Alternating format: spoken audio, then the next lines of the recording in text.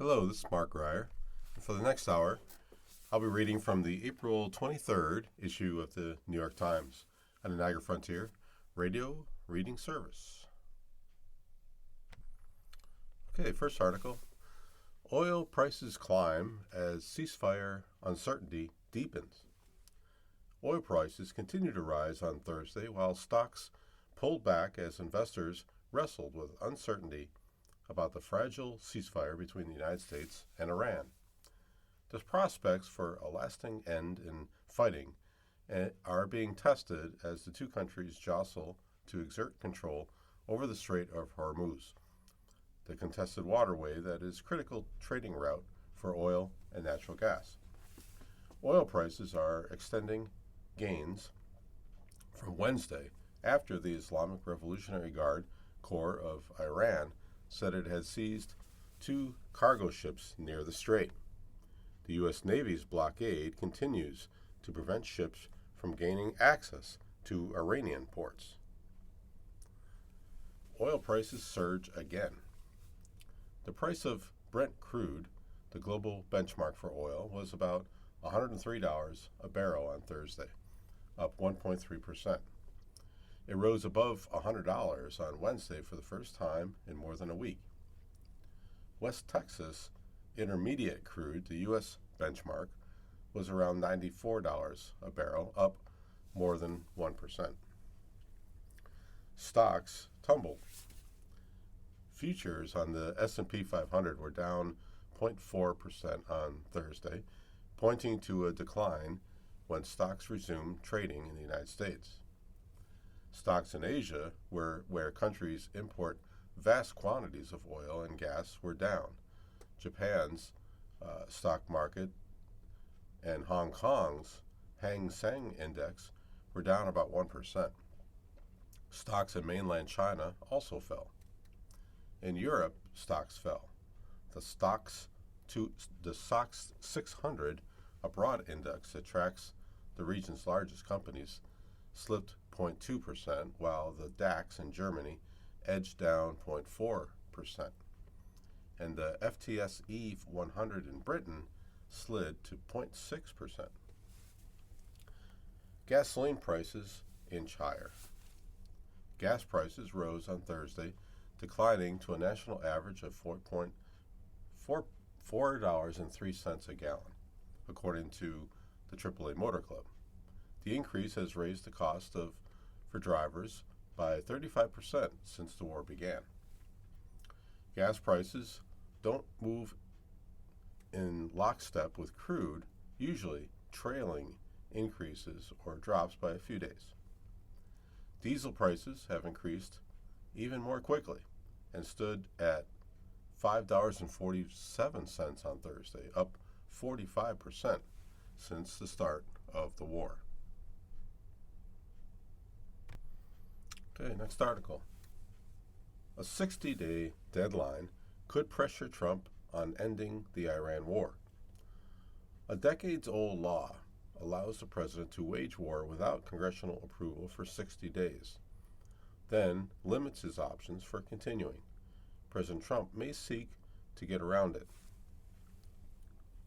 Over nearly 8 weeks of war in Iran, Republicans in Congress have turned back repeated efforts by Democrats to halt the operation and force President Trump, who began the conflict without congressional authority, to consult with lawmakers on the military campaign. But some in the GOP have signaled that a key statutory deadline in the coming weeks could be an inflection point when they will expect the president to either wind down the conflict or seek congressional approval to continue it. Democrats have tried and failed several times to invoke a provision of the 1973 War Powers Resolution, a law aimed at curbing the president's ability to wage war without congressional approval, to challenge the conflict in Iran. The latest defeat came on Wednesday when Senate Republicans blocked such a measure for the 5th time since the war began. Yet the law also establishes a set of deadlines. the first of which is coming on May 1st, that could increase the pressure on the Trump administration in the coming days. Here's what the law says about how long a president can continue to direct U.S. forces in a conflict without congressional approval. The 60-day mark. When the United States began joint strikes with the Israeli Air Force on February 28th, the president said he was acting under his authority as commander-in-chief to protect U.S. bases in the Middle East and to advance vital United States national interests. He said the action was taken in collective self-defense of our regional allies, including Israel. Many Democrats disputed that justification and have continued to argue that Mr. Trump acted illegally. White House officials and most Republicans on Capitol Hill say he is operating within the bounds of the War Powers Statute, which sets a 60-day clock for a president to remove American forces from hostilities without congressional authorization to use military force. Although the war began at the end of February, Mr. Trump formally notified Congress of the operation on March 2nd, starting the 60-day period that ends on May 1st. Some Republicans have already signaled they will not support any extension beyond 60 days. Senator John Curtis, Republican of Utah, wrote in an opinion essay earlier this month that he will not support ongoing military action beyond a 60-day window without congressional approval.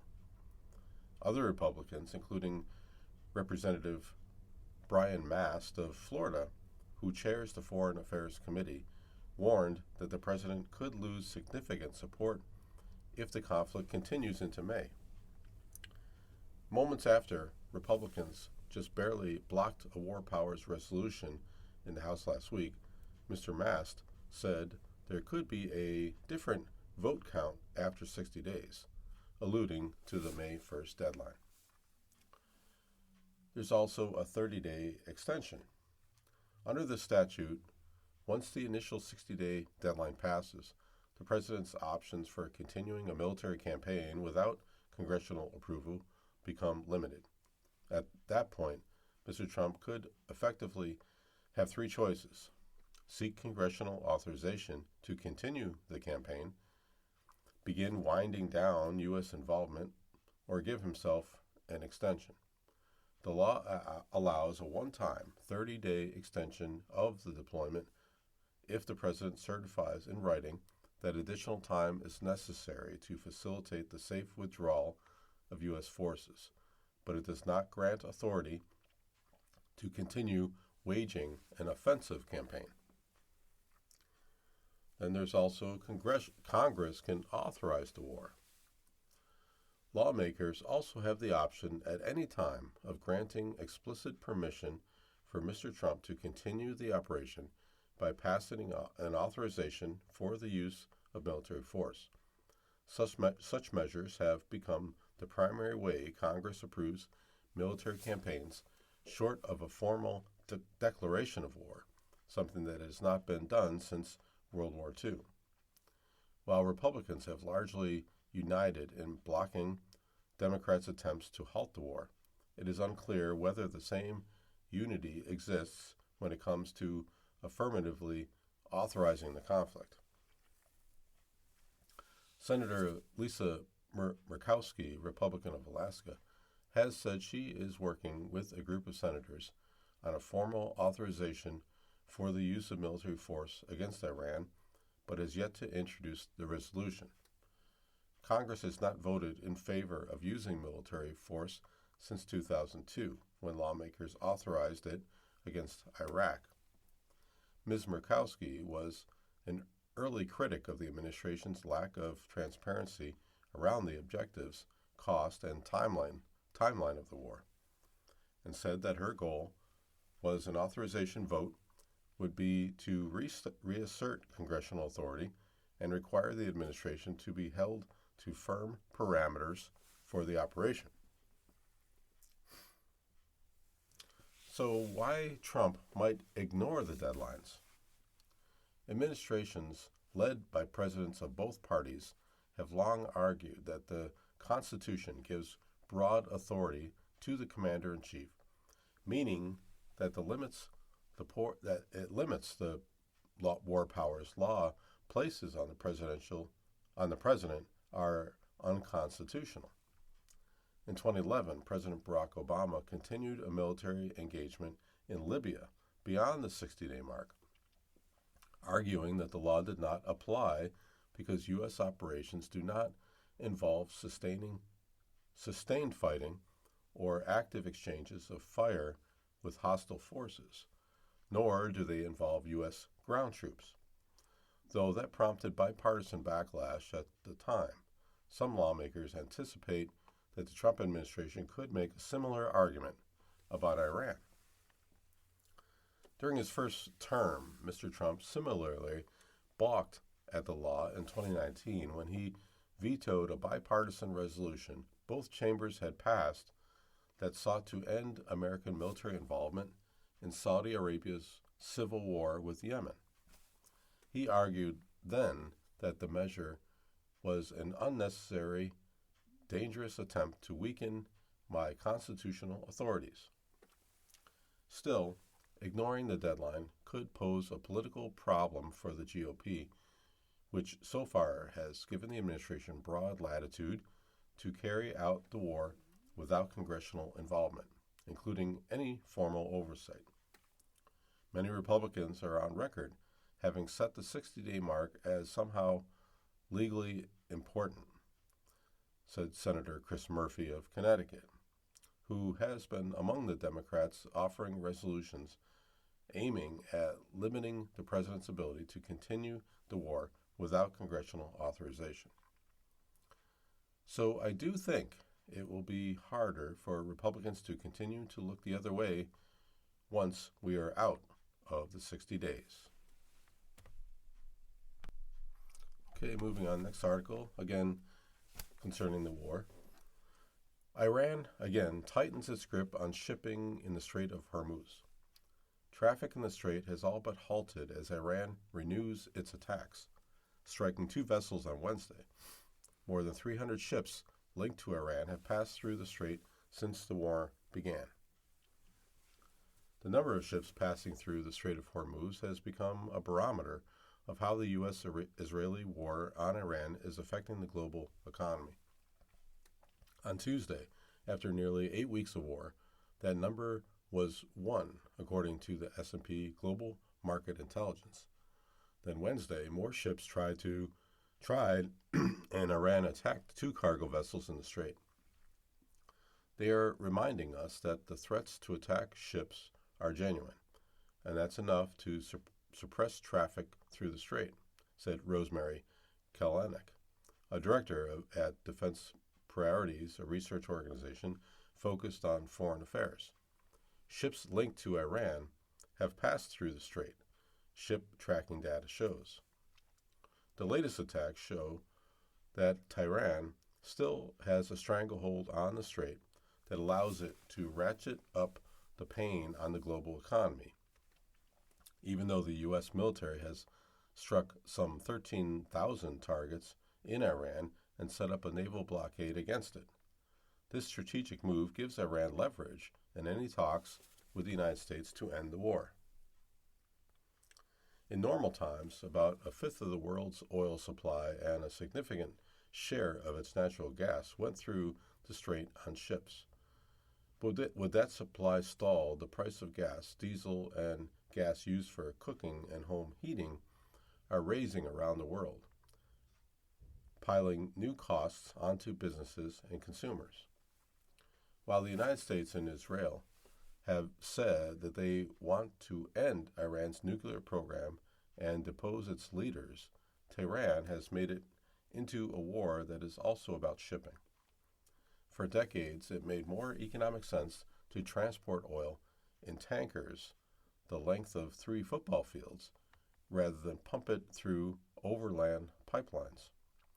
While such pipelines exist and are carrying more oil since the war began, those extra flows don't make up the shortfall created by the waterway's closure. All told, there have been about 10% reduction in the supply of oil to the world, according to data from the International Energy Agency.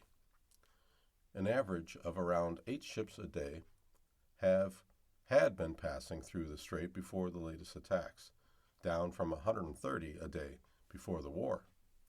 Then on Friday, after Iran and the United States said the waterway was fully open, many ships started to move towards the strait with apparent aim of passing through.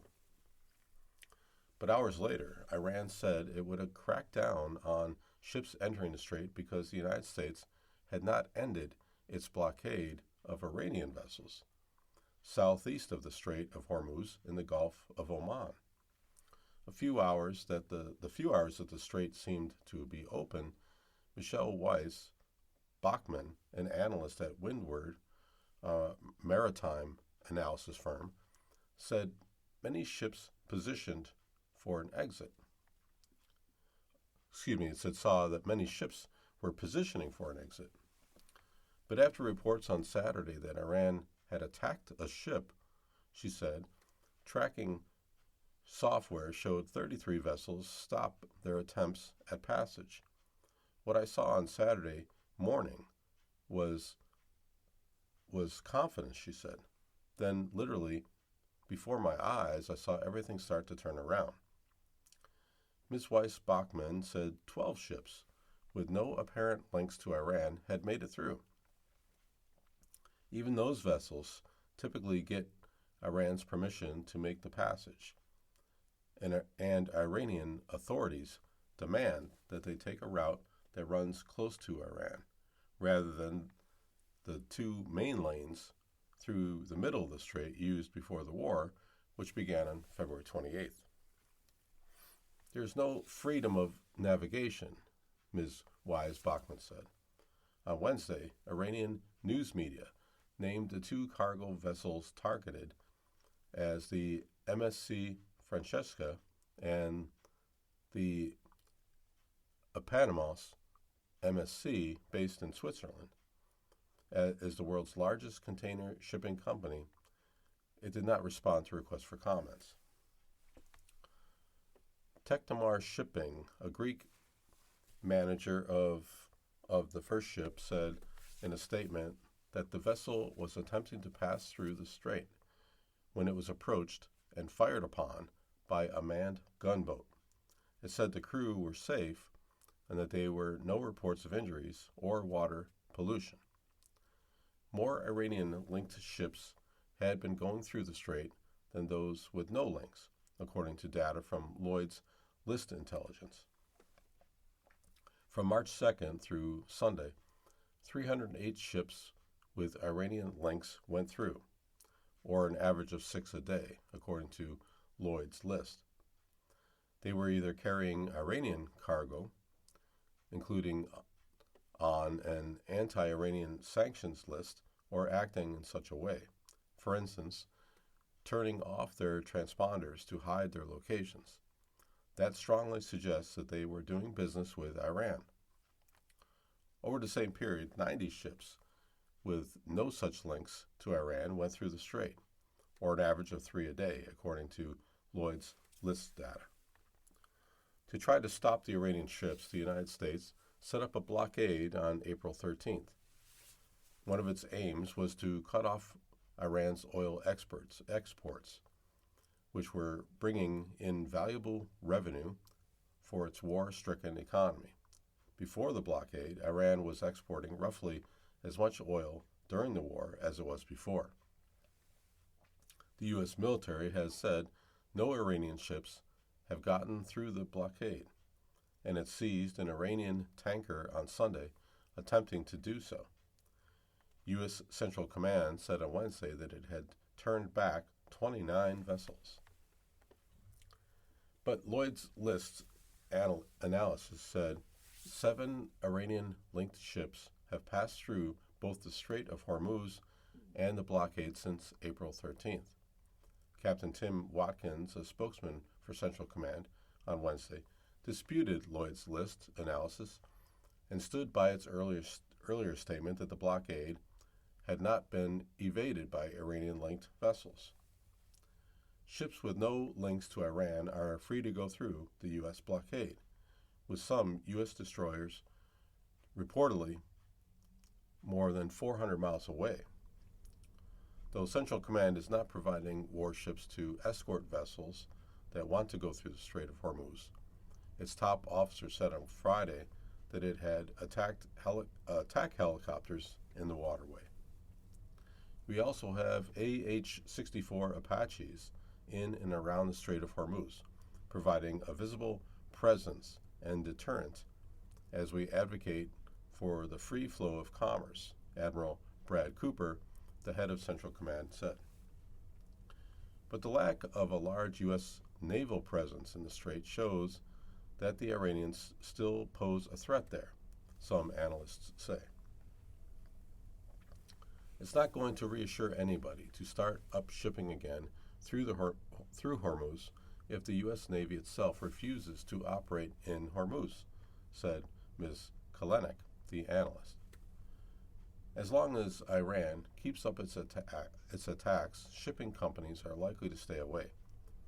Anders Bohannes, the senior managing director of the German shipping giant Hapag-Lloyd, said there had been an expectation that it would be relatively quiet on Tuesday night because it was the eve of possible U.S.-Iranian negotiations.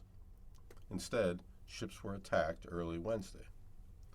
It makes the situation more unpredictable when warnings are not given before attacks are taking place, he said in an interview.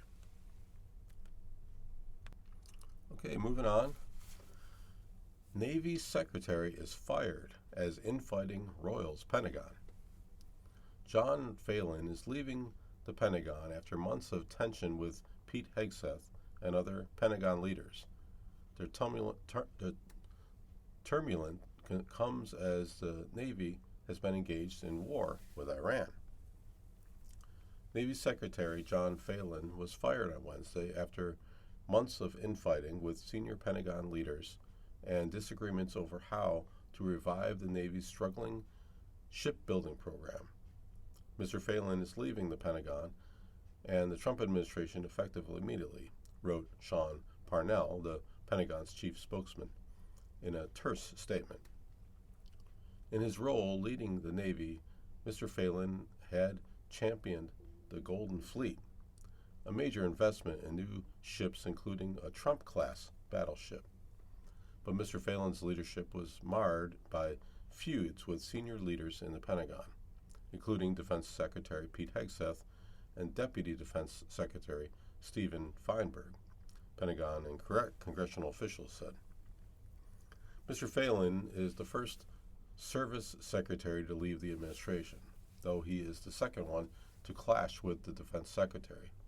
Mr. Hegseth also has butted heads with Army Secretary Daniel Driscoll over promotions and a host of other issues.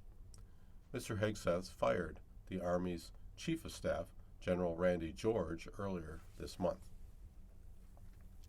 The Navy Secretary has no role overseeing deployed forces, and Mr. Phelan's firing is not likely to have significant implications for the conduct of the Iran war or U.S. Navy operations to blockade Iranian ports or open the Strait of Hormuz. As the Navy's top civilian leader, his main responsibility is to oversee the building of the future Naval and Marine Corps force.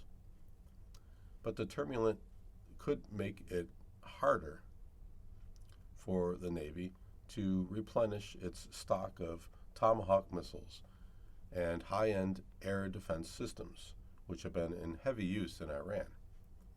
Tensions had been simmering for months between Mr. Phelan and his two bosses, Mr. Hegseth and Mr. Feinberg, over management style, personnel issues, and other matters. Mr. Feinberg, in particular, had grown increasingly dissatisfied with Mr. Phelan's handling of the Navy's major new shipbuilding initiative and had been siphoning off responsibility for the project from him, said a congressional official who spoke on the condition of remaining anonymous, of course. Mr. Phelan, a White House appointee, also had a contentious relationship with his deputy, Undersecretary Hung Kao, who is more aligned with Mr. Hegseth, especially on some of the social and cultural battles that have defined the Defense Secretary's tenure, the official said. A senior administration official said that Mr. Hegseth informed Mr. Phelan before the Pentagon's official announcement that he and President Trump had decided that the Navy needed new leadership. A spokeswoman for Mr. Phelan referred all questions on Wednesday evening to the Defense Department. Last fall, Mr. Hegseth fired Mr. Phelan's chief of staff, John Harrison, who had clashed with senior officials throughout the Pentagon. The unusual move highlighted the broader tensions between Mr. Hegseth and Mr. Phelan. Still, the timing of Mr. Phelan's firing caught some Pentagon and congressional officials off guard. On Wednesday, Mr. Phelan was making the rounds on Capitol Hill, talking to senators about his upcoming annual hearing with lawmakers to discuss the Navy's budget and request other priorities. Secretary Phelan's abrupt dismissal is troubling, Senator Jack Reed of Rhode Island, the top Democrat on the Armed Services Committee, said in a statement Wednesday night. In the midst of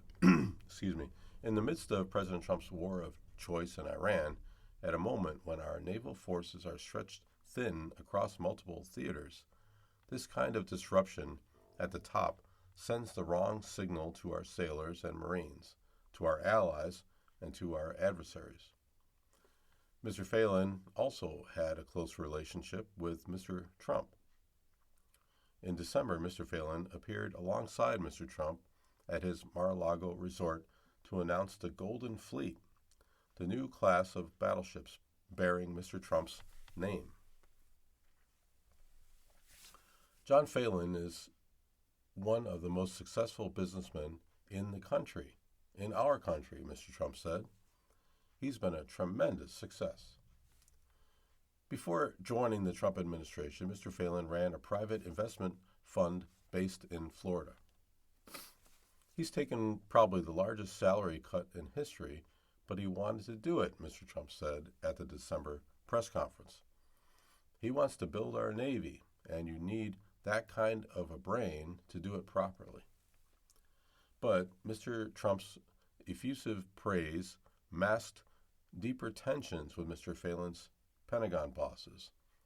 Brian Clark, a naval analyst at the Hudson Institute, said that Mr. Phelan was driving the Navy in a different direction than what Mr. Hegseth and Mr. Feinberg wanted.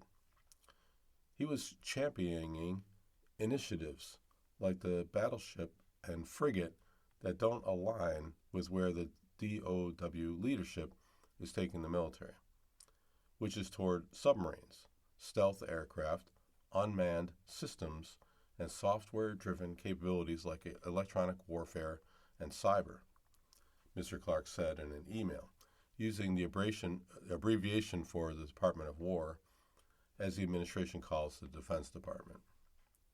Mr. Phelan also clashed with Mr. Hegseth over personnel issues in the Navy and Marine Corps. A former senior official said, Mr. Hegseth has directed service secretaries to scrub the social media accounts of generals and admiral-level promotion candidates to ensure they are not deemed too woke by Mr. Hegseth's standards, the official said. Okay, next article. Senate adopts GOP budget, defeating Democrats' affordability proposals. Republicans pushed through a budget plan with a $70 billion increase for immigration enforcement after an overnight session in which they beat back Democratic proposals aimed at lowering costs. The Senate early Thursday morning adopted a Republican budget blueprint that would pave the way for a $70 billion increase for immigration enforcement and the eventual reopening of the Department of Homeland Security. Republicans pushed through the plan on a nearly party line vote of 50 to 48. It came after an overnight marathon of rapid-fire votes, known as a vote-a-rama, in which the GOP beat back a series of Democratic proposals aimed at addressing the high costs of health care, housing, food, and energy. The debate put the two parties' dueling messages on vivid display 6 months before the midterm elections. Republicans, who are using the budget plan to lay the groundwork to eventually push through a filibuster-proof bill, providing a multi-year funding stream for President Trump's immigration crackdown, they used the all-night session to highlight their hardline stance on border security, seeking to portray Democrats as unwilling to safeguard the country. Democrats tried and failed to add a series of changes aimed at addressing cost of living issues, seizing the opportunity to hammer Republicans as out of touch with and unwilling to act on the concerns of everyday Americans. Here's what to know about the budget plan and the nocturnal ritual senators engaged in before adopting it. Republicans are seeking a way around a filibuster on DHS funding. The budget blueprint is a crucial piece of Republicans' plan to fund the Department of Homeland Security and end a shutdown that has lasted for more than 2 months. After Democrats refuse to fund immigration enforcement without new restrictions on agents' tactics and conducts, the GOP struck a deal with them to pass a spending bill that would fund everything but ICE and the Border Patrol. Republicans say they would fund those agencies through a special budget bill that Democrats could not block.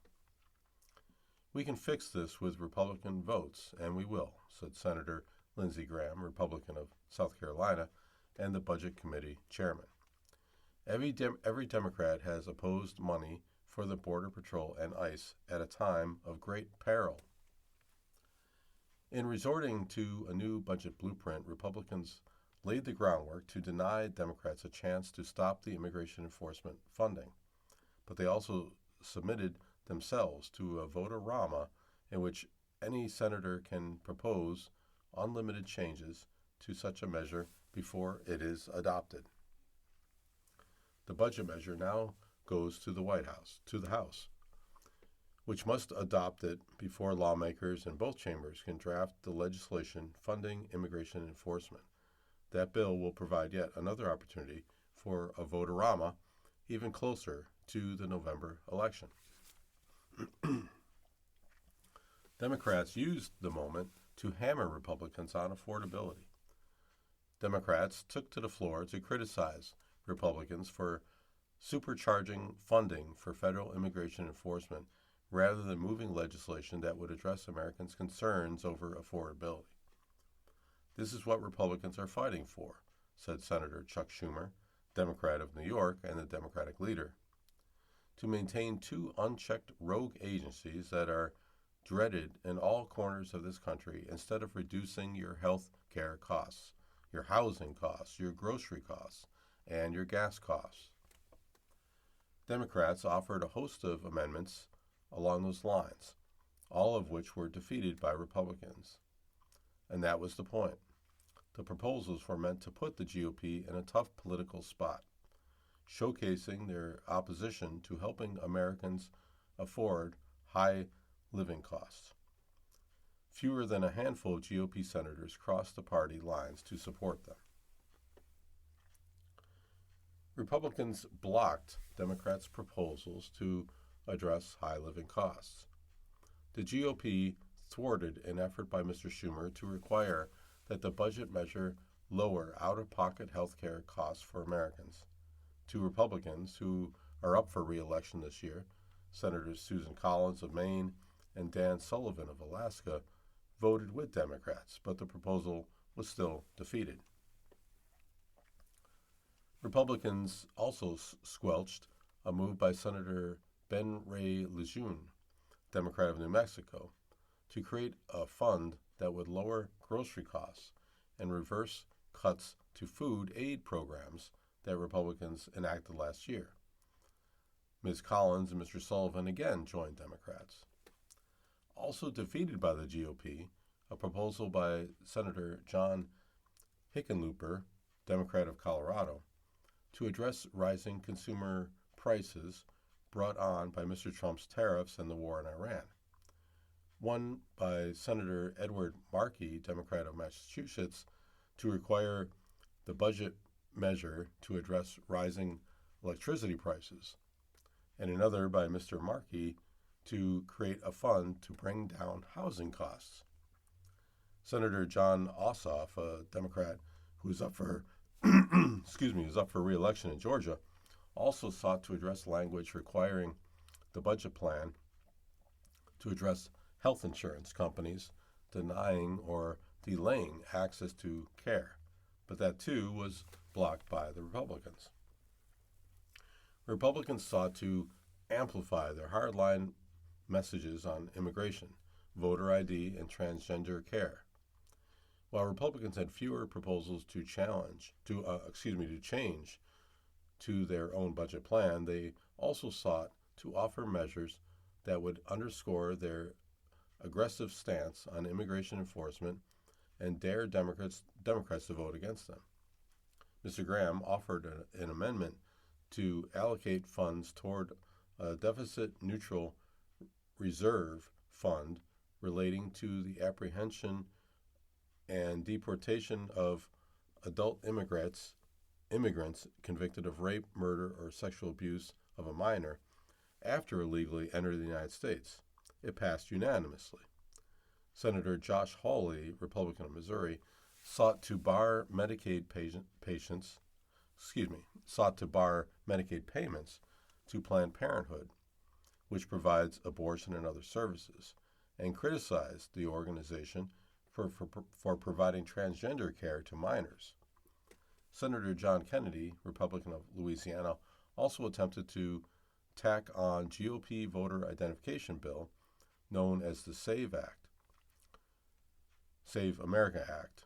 Both proposals were blocked when Democrats, joined by a few Republicans, voted to strike them as unrelated to the budget plan. The Republicans who crossed party lines to oppose their own party's proposal for new voting requirements were Ms. Collins, along with Senators Mitch McConnell of Kentucky, Lisa Murkowski of Alaska, and Tom Tillis of North Carolina. Ms. Collins and Ms. Murkowski also opposed the effort to block payments to Planned Parenthood. Okay, next article. An independent Senate hopeful tries to scare off Montana Democrats. Seth Bodnar, an independent, could have the best chance of breaking the Republican stranglehold in Montana, but the state's Democrats are choosing to fight. The carpenters and sheet metal workers sitting inside a Montana Union Hall, where Seth Bodnar's were his kind of crowd, fed up with Democrats and Republicans. Mr. Bednar, an Iraq War veteran and former president of the University of Montana, had come to an old copper mining town of Butte to pitch himself as an independent candidate for an open Senate seat in the state, as well as an antidote to the bipartisan warfare that has left many Americans disgusted with politics. "I'm angry about the direction of this country," Mr. Bodnar, 47, said. "We need a new approach." Any other year, a candidate like Mr. Bodnar, who lives in the liberal college town of Missoula, has never held elected office and has no party support, but have no shot in a vast rural state where Republicans control every statewide and federal elected office. But this year, people are angry at high prices and the war in Iran, and many are upset over the backroom machinations that Senator Steve Daines, a Republican, used when he dropped his re-election bid at the last moment in an attempt to clear the field for a hand-picked successor, Kurt Alme. Mr. Bodnar's supporters say Montana, a state that prides itself on its independent streak, is ripe for a major disruption. But critics on the left say just the opposite.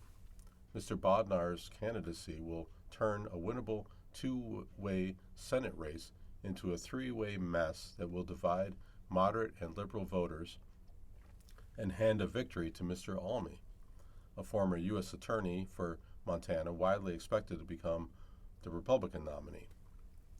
While in Nebraska, another Republican state, Democrats decided to stay on the sidelines and quietly back the independent mechanic Dan Osborne as he makes a second Senate run. Members of the party in Montana are promising a fight. The populist candidates competing in Montana's Democratic primaries deride Mr. Bodnar as an interloper backed by Beltway consultants and out-of-state wealth. Mr. Bodnar, a former Green Beret who commanded platoons in Iraq, studied at Oxford as a Rhodes Scholar and worked at General Electric before spending 8 years as the president of the University of Montana. He does seem out of central casting. He hunts elk, mountain bikes, and has already raised more money, about $1.4 million in total, than his Republican and Democratic rivals. Perhaps more importantly, in a state where President Trump won by 20 percentage points, Mr. Bodnar will not have a D beside his name, and his quest for a center-left, center-right coalition may be making headway. Jon Tester, a former Democratic senator who lost his re-election campaign in 2024, has signaled his support, though without a formal endorsement, saying in a widely circulated text message that the Democratic brand has become electoral poison in Montana. On the other side of the center line, Mark Rickotic, a moderate Republican governor of Montana during the 1990s, endorsed Mr. Bodnar in an interview, saying that he was the best hope Montana had of electing someone who would be a check on the president and fight against unlimited, unregulatory money in campaigns. The status quo has to be challenged, Mr. Radicott said. Mr. Bodnar is carrying that message to veteran groups, living rooms, and union halls at ease as he introduces himself to voters across the state and collects the 13,300 signatures he needs to get on the ballot. Okay, next article. After U.S. aid fell by 99%, the EU pledges $106 billion loan to Ukraine. Unlike previous European assistance packages, the latest one is heavily weighted toward military spending, reflecting a view that the war is far from over. For weeks, Ukraine has been caught in a bind. A path to ending the war seemed increasingly elusive as peace talks with Russia went from yielding no results to being put on hold. That meant Kyiv needed to prepare to fight indefinitely, even as vital financial support from the European Union remained frozen. A breakthrough that now appears within sight, after Hungary dropped its opposition to a $106 billion EU loan to Ukraine the day before. European leaders were expected to unblock the funds on Thursday. The money, which has been held up since December, will cover a large share of Ukraine's financial needs over the next 2 years. Once those funds are exhausted, an additional $117 billion from the bloc's long-term budget is expected to be allocated to Ukraine. Taken together, the pledges appear to put Ukraine on firmer financial footing at least through 2029, said the head of the Kyiv-based Center of Economic Strategy. The pressure, he added, now shifts to Moscow, which is facing growing economic strain in sustaining its own war effort. The European Union's extended commitment to Ukraine has largely filled a void left by the Trump administration. Last year, European countries provided nearly all of Kyiv's military, financial, and humanitarian support, while U.S. aid fell by 99%, according to the Kiel Institute for World Economy, a German research firm. Unlike previous EU assistance packages, the latest one is heavily weighted toward defense spending. Some $70 billion of the loan will go to the military, giving Kyiv a substantial pool of money to buy costly air defense systems and expand production of drones, its most effective tool for blunting Russian ground assaults. The emphasis on military financing reflects that many European and Ukrainian officials have expressed privately for months that Ukraine must prepare for a prolonged war by strengthening its defenses. Russia has refused to agree to a ceasefire, and the Trump administration, which has mediated peace talks but not put significant pressure on Moscow to compromise. The negotiations are now on ice as the United States has entangled itself in another Middle Eastern war. Sergei Lavrov, Russia's foreign minister, has said that resuming negotiations is not Moscow's top priority. That comes as no surprise to European leaders. The truth is, anyway, Russia has never taken them seriously, the German defense minister said about the talks during a meeting of European and Ukrainian defense ministers last week. This is why it is all the more important to support Ukraine. President Vladimir Zelensky has reshaped his cabinet to reflect the likelihood that the war will not end soon.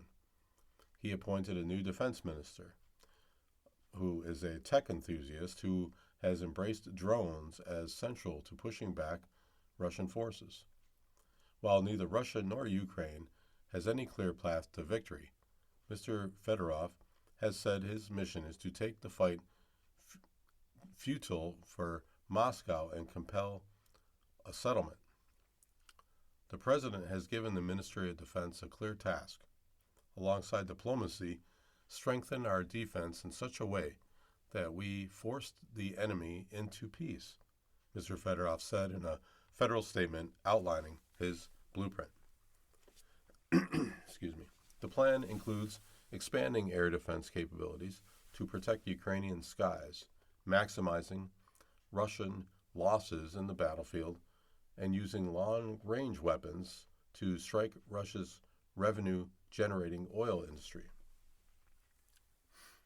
The interest-free EU loan, which Ukraine would have to repay only if Russia paid reparations, will in part provide the financial foundation for Mr. Fedorov's strategy. The loan will be dispersed evenly over the next 2 years, with $33 billion allocated to military needs and $20 billion to non-military expenses in the first year, according to the European Commissioner for Economy. He added that a first tranche of money was likely to arrive in Ukraine in late May or early June. That funding will go to drone production, he said.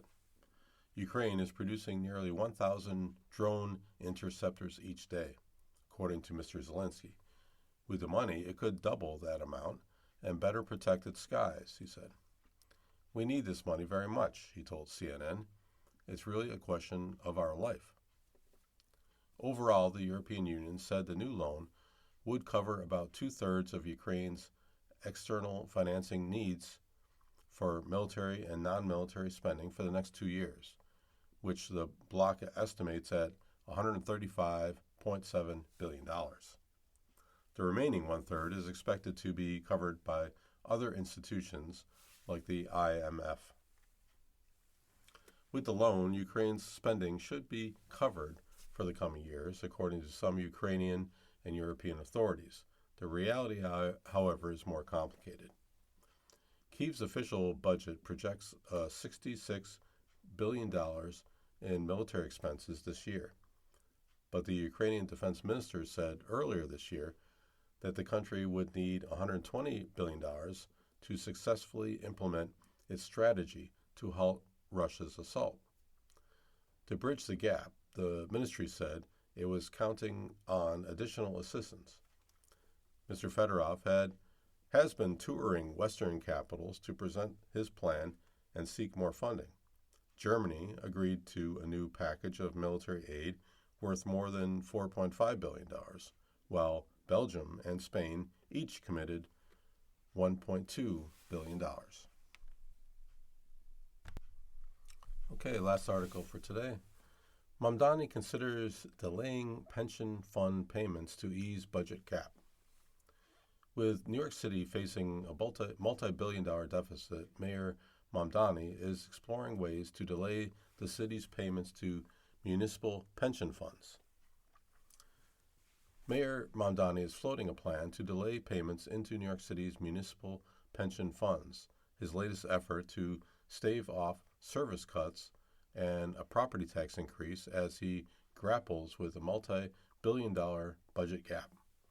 The plan, which the mayor's team has presented to the administration of Governor Hochul, could save the city at least $1 billion in the upcoming fiscal year, according to a person familiar with the discussions, and would be likely to affect pension payments for current retirees. Mr. Mamdani's team said it has yet to iron out the details. Any cost-cutting plan would more likely involve extending the deadline for the city to meet its long-term pension obligations beyond 2032, when it is scheduled to be up to date on its payments. While our administration has not yet put forward a specific proposal, we are actively assessing options for pension amortization, Mr. Mamdani's spokesman, Joe Calvello, said. Similar proposals have drawn opposition from unions and fiscal watchdogs, with one leading budget expert warning that merely delay the city's fiscal responsibility to avoid meaningful reductions in spending. The city is on a path to correct past fiscal mistakes and properly fund its pension obligations, said Andrew Rain, president of the Citizens Budget Commission, a watchdog group. It shouldn't reverse course and stretch this out and make our children pay even more of our bills. One iteration of this proposal, presented this month by Julie Menin, Speaker of the City Council, projected more than $1.2 billion in savings annually, an effort pushed unsuccessfully by former Mayor Eric Adams last year would have reduced cost by an estimated $1.3 billion in his first year. Excuse me. Any delay to pension payments would need the approval of Ms. Hochul, who declined to comment.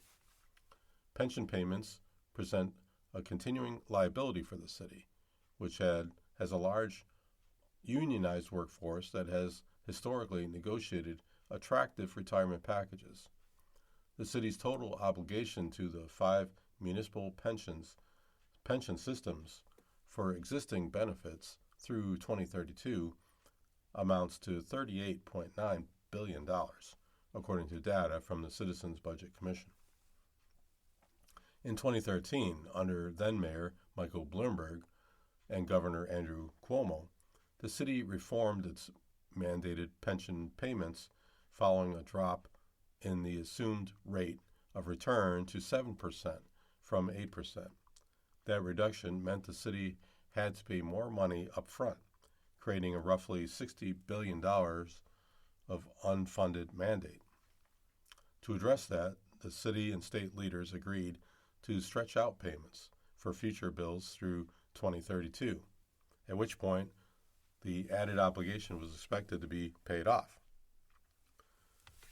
The costs related to that change account for more than half of the city's $10.5 billion pension expense this year, according to Ms. Menon's office, a liability that is likely to grow. Further delaying pension payments would significantly help Mr. Mamdani as he grapples with a $5.4 billion deficit through June 2027, which he has sought to reverse with risky and unpopular proposals like raiding the city's reserves and raising property taxes. He is also pushing Ms. Hochul to increase income taxes on wealthy residents, a proposal that is popular among Democratic state lawmakers, but unlikely to get her backing. And he is asking her for more state aid to plug the hole as he navigates his first budget as mayor. He is expecting to cut $1.3 billion from the current deficit by not expanding a housing voucher program and delaying, with Ms. Hochul's blessing, a requirement to reduce school class sizes. The plan, backed by Mr. Adams, which Ms. Hochul tried to advance last year, ran into opposition from unions. Officials representing the pension fund for the United Federation of Teachers specifically raised flags about the Adams administration's ability to carry out the plan, given concerns about the competency of the mayor, who was then under indictment, according to some familiar with the matter. Mr. Calvello said that the options being discussed were distinct from the approach previously advanced by the Adams administration. Presidents of the city's largest public sector unions, Henry Garrido of District Council 37 and Michael Mulgrew of the Teachers Union, declined to comment on this development. Mr. Rain urged city officials to consider other approaches to addressing the budget crisis. The city's fiscal problem is a self-inflicted spending affordability crisis, he said.